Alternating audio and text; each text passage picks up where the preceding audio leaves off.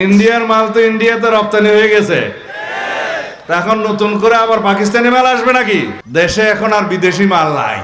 বাংলাদেশে একটা আওয়ামী লীগ নামের পার্টি ছিল, এক সময় রাজনৈতিক পার্টি ছিল, পরে এটা মাফিয়া পার্টি হয়েছে, ফেসিবাদী পার্টি হয়েছে, একটা বাংলাদেশের বিপক্ষের শক্তি হিসাবে প্রকাশিত হয়েছে।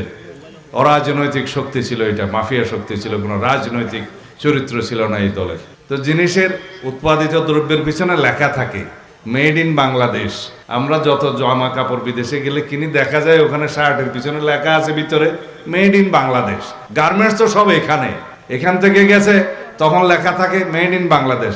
আমেরিকা গিয়া বাংলাদেশের তৈরি শার্ট কিনে আনে লোকে। এইরকম আওয়ামী লীগ হলো মেড ইন ইন্ডিয়া।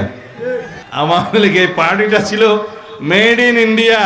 ইন্ডিয়ার মাল তো ইন্ডিয়াতে রপ্তানি হয়ে গেছে, এখন নতুন করে আবার পাকিস্তানি মাল আসবে নাকি? না। বাংলাদেশের শক্তি, বাংলাদেশের মানুষের দল, বাংলাদেশের স্বাধীনতার পক্ষের দল, বাংলাদেশের গণতন্ত্র এবং উন্নয়নের দলের নাম বিএনপি, বাংলাদেশ জাতীয়তাবাদী দল। যদি আমরা বাংলাদেশে ফ্যাসিবাদের পুনরুত্থান না চাই, যদি বাংলাদেশে কোনো রকমের স্বৈর শাসকের পুনরুৎপাদন এবং উৎপাত না চাই, তাহলে গণতন্ত্রকে শক্তিশালী করতে হবে। এর কোনো বিকল্প আছে? যদি গণতন্ত্রকে শক্তিশালী করতে হয়, এদেশের সমস্ত জনগণকে রাষ্ট্রের মালিকানা ফেরত নিতে হবে।